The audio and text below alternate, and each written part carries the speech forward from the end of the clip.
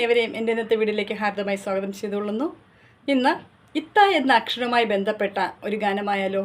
ഇത്ത കൂട്ടക്ഷരമാണ് ഇത്ത. വെള്ളത്തിൽ നീന്തി തുടിച്ച് തുടിച്ച് ആമോദത്തേരിലേറി വരുന്നുണ്ടേ തക്കിടി മുണ്ടൻ തരികിട മുണ്ടൻ താരാവ്. ഹോയ് തക്കിടി മുണ്ടൻ തരികിട മുണ്ടൻ താരാവ്.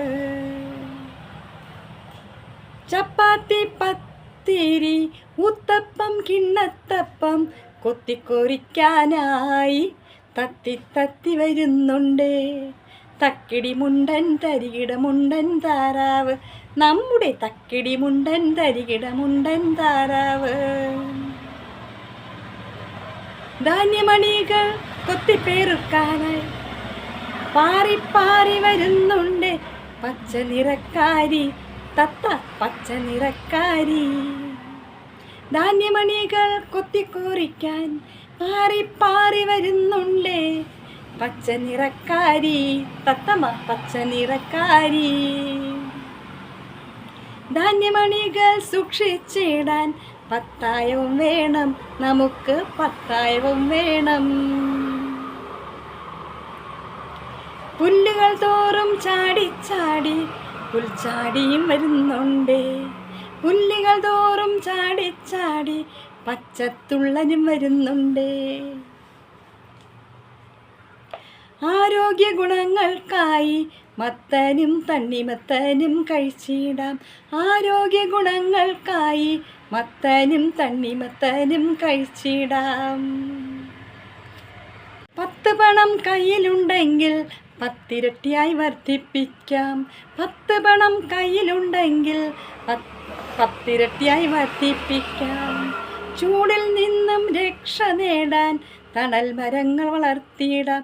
ചൂടിൽ നിന്നും രക്ഷ നേടാൻ തണൽ മരങ്ങൾ വളർത്തിയിടാം. നമുക്ക് തണൽ മരങ്ങൾ വളർത്തിയിടാം. പൊത്തിലിരിക്കും മണ്ണറക്കണ്ണനെ തഞ്ചത്തിൽ കൈപ്പത്തിയിലാക്കാം. പൊത്തിലിരിക്കും മണ്ണറക്കണ്ണനെ തഞ്ചത്തിൽ കൈപ്പത്തിയിലാക്കാം. പഞ്ചായത്തിൻ്റെ ആനുകൂല്യങ്ങൾ നഷ്ടപ്പെടാതെ നേടിയെടുക്കാം. പഞ്ചായത്തിൻ്റെ ആനുകൂല്യങ്ങൾ നഷ്ടപ്പെടാതെ നേടിയെടുക്കാം. ജലസേചനത്തിനായി വെള്ളം തടുത്തു നിർത്തിയിടാം. ജലസേചനത്തിനായി വെള്ളം തടുത്തു നിർത്തിയിടാം. കണ്ണിനഴകേകും വേലിയായി ചെമ്പരത്തി. കണ്ണിനഴകേകും വേലിയായി ചെമ്പരത്തി. പൊന്നോണത്തിന് തിലകം ചാർത്താൻ പൂക്കൾ കൊണ്ടൊരു അത്തം വേണം. പൊന്നോണത്തിന് തിലകം ചാർത്താൻ പൂക്കൾ കൊണ്ടൊരു അത്തം വേണം. പൂക്കൾ കൊണ്ടൊരു അത്തം വേണം. തിത്തൈ തിത്തൈ തകതോം നൃത്തമാടി നർത്തകിമാർ. തിത്തൈ തിത്തൈ തകതോം തകതൈ നൃത്തമാടി നർത്തകിമാർ. വെള്ളത്തിൽ നീന്തി തുടിച്ചു തുടിച്ച് ആമോദത്തേരിലേറി വരുന്നുണ്ട് തക്കിടി മുണ്ടൻ തരികിട മുണ്ടൻ താറാവ്. നമ്മുടെ തക്കിടി മുണ്ടൻ തരികിട മുണ്ടൻ താറാവ്. അപ്പോൾ ഈ പാട്ട് ഇത്ത എന്നുള്ള അക്ഷരത്തെക്കുറിച്ചുള്ള പാട്ട് ഇഷ്ടമായെന്ന് കരുതുന്നു. അപ്പോൾ ഇതിൻ്റെ കുറച്ച് മീനിങ്സ് പറഞ്ഞുതരാം.